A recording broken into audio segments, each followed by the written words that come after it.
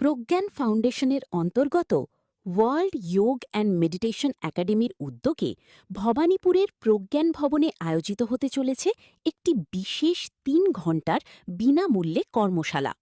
গত ২২শে আগস্ট আয়োজিত এই অধিবেশনে অংশগ্রহণকারীদের শারীরিক ও মানসিক সুস্থতা, মনের শান্তি এবং জীবনধারার ভারসাম্য বজায় রাখতে 7 স্টেপস আনন্দধারা মেডিটেশনের ওপর বিশেষ প্রশিক্ষণ দেওয়া হল।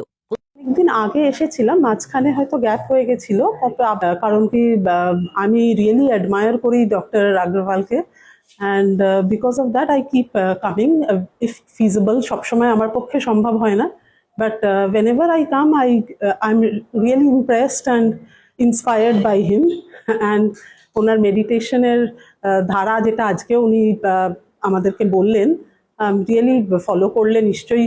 হরি চক্রবর্তী এখানেই থাকে, I am a localite, but owing to my professional commitments maybe আমার সবসময় আসা হয় না। ভালো লাগছে। আমরা তো মাঝে মাঝেই আগে আসতাম, জড়ো হতাম, কিন্তু আমি মাঝখানে নিজের ব্যক্তিগত অসুবিধার কারণে কিছুদিন আসতে পারিনি। আর আমি যেহেতু নিজে পারফর্মিং আর্টস থেরাপি করি, আমি সাইকোলজিস্ট এবং আমি সাইকোলজিক্যাল কাউন্সিলর, আমি পারফর্মিং আর্টস থেরাপির মধ্যে যুক্ত আছি। আমি মিউজিক থেরাপি, যোগা থেরাপি এগুলো করাই। যখনই শিখি, অনেক কিছু শিখি, অনেক সমৃদ্ধ হই, সেজন্য খুব ভালো লাগে এখানে। আমি নাগেরবাজার থেকে আসছি। আমি চন্দ্রিমা ব্যানার্জি রয়। আমি है मैं न्यू अलीपुर से आई हूँ और आज जो मेडिटेशन क्लास था बहुत ही अच्छा लगा। लाइफ में मेडिटेशन करके बहुत सारे रोग दूर किया जा सकता है और अपने लाइफ को स्वस्थ और मस्त रखा जा सकता है। अपने जीवन के रोज ही प्रतिदिन 10 मिनट मेडिटेशन के लिए निकालिए और अपने को स्ट्रेस से दूर रखिए। धन्यवाद। এখানে 7 স্টেপ আনন্দধারা মেডিটেশন এর উপরে একটা ওয়ার্কশপ হলো, থিওরিটিক্যাল এবং প্র্যাকটিক্যাল দুটোই। আমরা ভেবেছিলাম, আমরা ঠিক করেছিলাম যে 20 জনকে নিয়ে আমরা ওয়ার্কশপ করব, কিন্তু এত ভালো রেসপন্স পেয়ে আমাদের প্রায় 70-এর উপরে লোক হয়ে গেছে আজকে।